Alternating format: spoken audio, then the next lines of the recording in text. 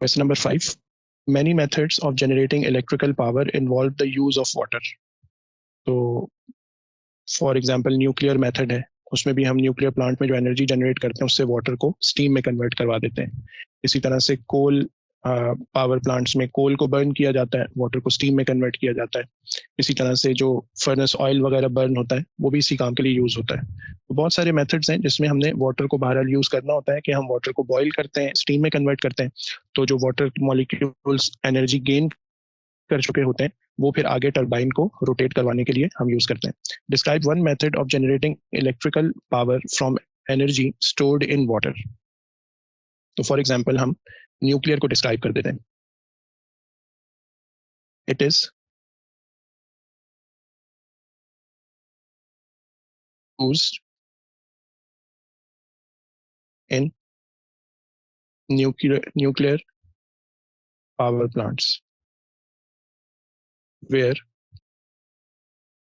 energy from controlled nuclear fission is used to convert water into steam. So now they have a lot of energy stored in them. Okay.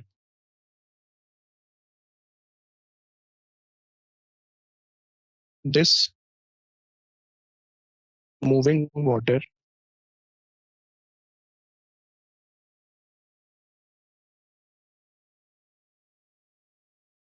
turns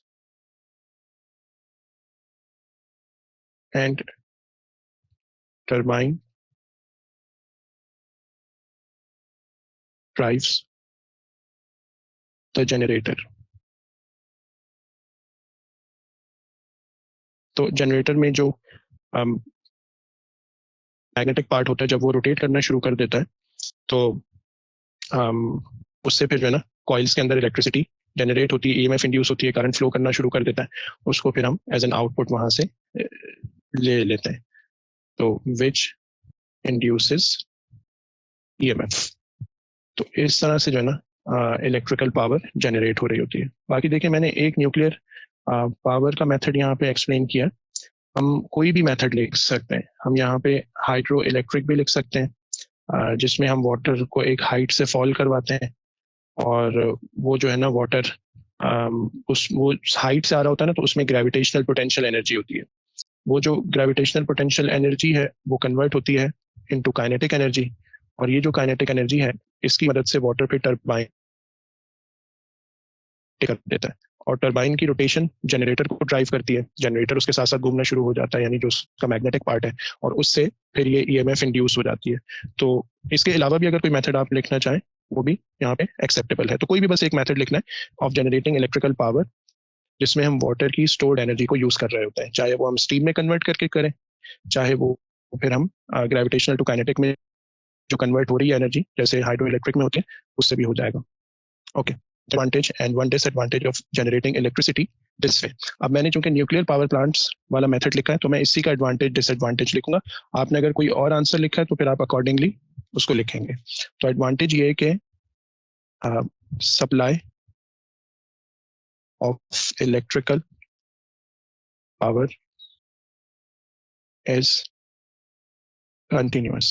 इस method का advantage है तो ये कि waste of nuclear fission ये बहुत dangerous होता है. Is dangerous